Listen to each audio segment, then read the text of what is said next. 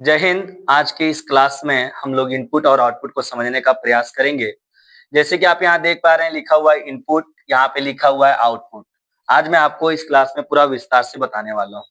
जैसे कि अगर हम किसी कीबोर्ड में 2+2 लिखते हैं, तो ये कीबोर्ड के माध्यम से होते हुए हमारे सीपीयू के अंदर जाता है, यानी कि हमारे सीपीयू के अंदर जाता है। तो जब ये अंदर की तरफ जाता है तो इस प्रोसेस को हम इनपुट कहते हैं। क्या कहते हैं? इनपुट कहते हैं।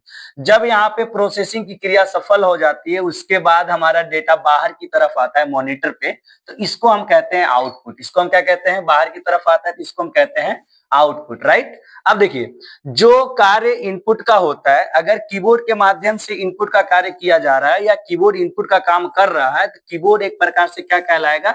इनपुट डिवाइस कहलाएगा। कीबोर्ड क्या कहलाएगा? इनपुट डिवाइस कहलाएगा। उसी तरह से अगर माउस भी इनपुट का काम कर रहा है तो माउस भी क्या कहलाएगा? इनपुट डिवाइस कहलाएगा।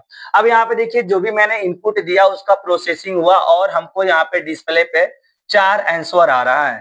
तो ये यहाँ पे जो भी चीजें हमको दिखाई देती हैं, ये हमारा सॉफ्ट कॉपी होता है। क्या होता है? सॉफ्ट कॉपी होता है, जो हमको डिस्प्ले पर दिखाई देता है। तो ये बाहर की तरफ लेके आ रहा है, तो ये भी एक प्रकार का आउटपुट डिवाइस है। तो यहाँ पे लिखा हुआ है मॉनिटर भी एक प्रकार का क्या है? आउटपुट डिवाइस है। अब इस सॉफ्ट कॉपी को अगर हम बाहर निकालना चाहते हैं प्रिंट करके, तो इस वाले कॉपी को हम हार्ड कॉपी कहते हैं। क्या कहते हैं? हार्ड कॉपी कहते हैं।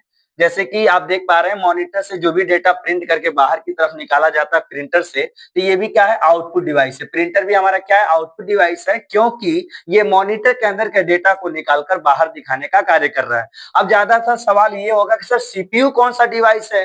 ये तो इनपुट भी कर रहा है और आउटपुट भी कर रहा है। तो देखिए, यहाँ पे लिखा है सीपीयू इनपुट और आउटपुट डिवाइस है, यानी कि एक तरह से हम कह सकते हैं कि सीपीयू हमारा हाइब्रिड डिवाइस है। क्या है? हाइब्रिड डिवाइस है।